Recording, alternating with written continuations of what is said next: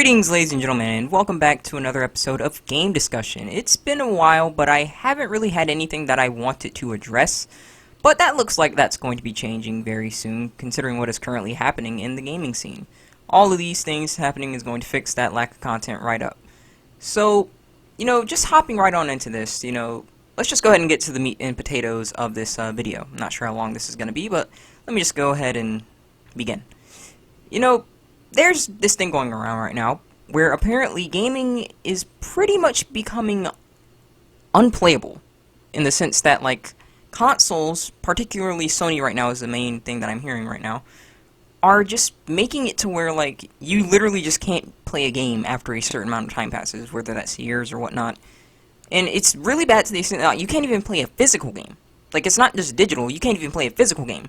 And again, this is mainly from what I've been hearing Sony. But, I did a video on this a while ago, and this was a while ago. I'm going to link it, but this was, before I had, okay audio and whatnot, and my editing was a lot worse than what it currently is now. But I did make a pretty much, a prediction, talking about this. Now, this may go up after the guest discussion, it may not. But if it doesn't go up after the guest discussion and it goes up, in fact, before then you will soon see a video where I am with a buddy of mine and we are talking about this, so you'll hear more of my thoughts on the matter in detail.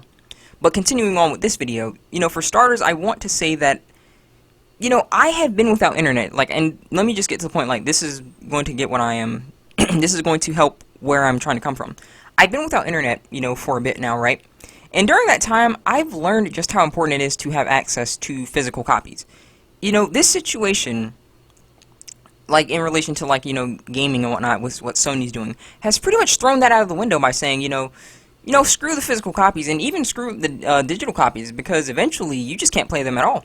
And that will be absolutely splendid. Now, a reoccurring theme that I keep hearing amongst these people, defending these decisions, I'm mentioning and whatnot, is, oh, it's time to move on already. No one is going to want to play those games anyway. And yes, I confess, yes, this generation is not going to hold the same sentiment towards these games that we have played in our childhood, compared to, what they play now, these days, But that's what they just don't understand, considering that they're usually kids saying this for the most part. The people who were playing these games that are, pretty much going to be rendered unplayable right now are now adults, and they would be very much interested in seeing these games be preserved. These are classic games that have given us so much joy as a kid, and it's given us such a great experience. And it's some of the first games that we've probably ever played and whatnot. And I forever hold games like Spyro A New Beginning and Kingdom Hearts 2 on PlayStation 2, Shadow of the Colossus and whatnot. I forever hold these games very close to my heart, considering what they did for me, the time that I was in my life when I was playing them, and just bonding with people, talking about video games and whatnot, making friends, having stuff to talk about. I hold these games in a special place in my heart. And even now, looking back, the games that I've just mentioned, they hold up really well. You look at Kingdom Hearts, for example. They've had several remasters and whatnot. The Legend of Spyro has a very dedicated community to that game, even though it's pretty much not, I don't think, ever going to be seen again and whatnot.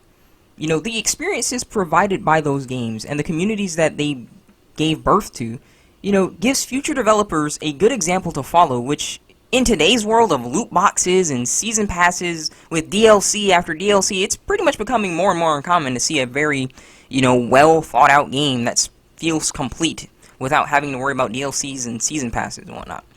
And, it enrages me to no end that companies can pretty much get away with this.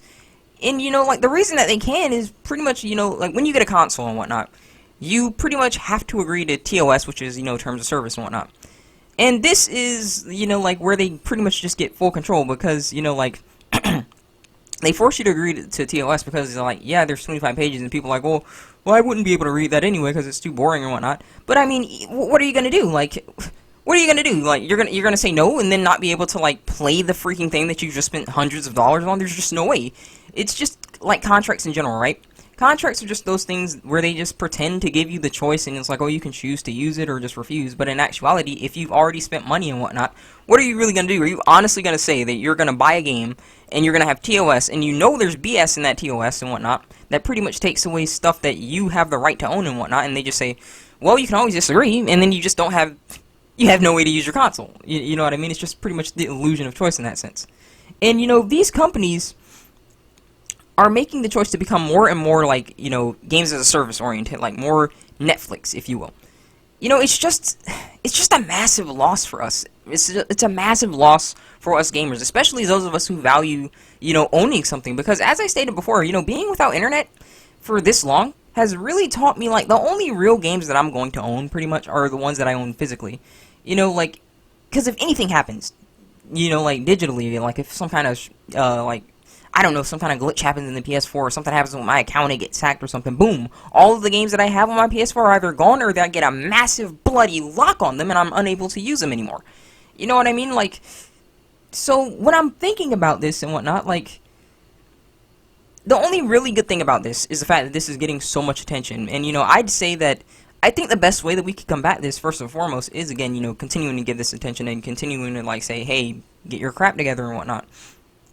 But the real way that we're going to combat this, I personally feel, is to really just move away from console as a whole.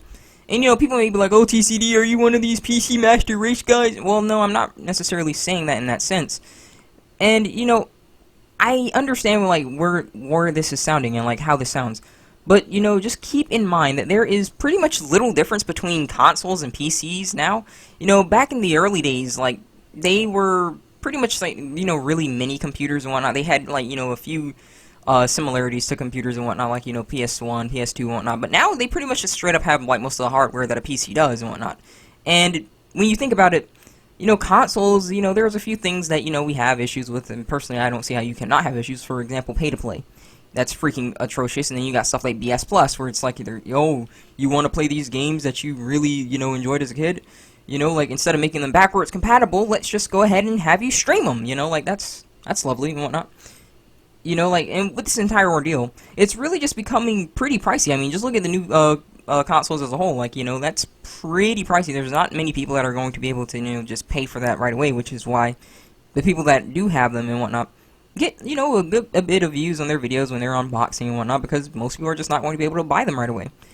And, you know, even if you, like, you know, chose not to, do my decision and whatnot and say, you know, like, maybe go for it with PC a bit more, you know, I at least think that we need to, like, start saying and, like, even demanding in some instances, you know, physical copies. And, you know, I get that there is a lot of convenience in digital games and whatnot. I get that, but it spoils us a bit. And now we, you know, now we just can't really expect everyone to, like, go back to physical. And I get that again, but we literally need to at least have the option there. Like, that's kind of what I'm trying to reiterate, in the sense that you know, like, we at least really need the option to play these games. Like, we need the option to have some kind of physical copy, just in case anything happens digital and whatnot.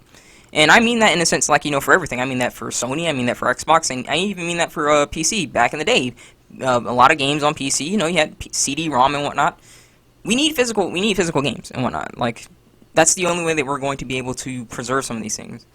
And, you know, I also understand that this is more difficult as of, you know, right now and whatnot. You know, as I mentioned, you know, it's really tough to come across, you know, some of these games and whatnot that are released in a complete state, you know, like, so I get that even if you said, like, you know, for example, say they made the new Skyrim, look at me, say they made the new Elder Scrolls, right?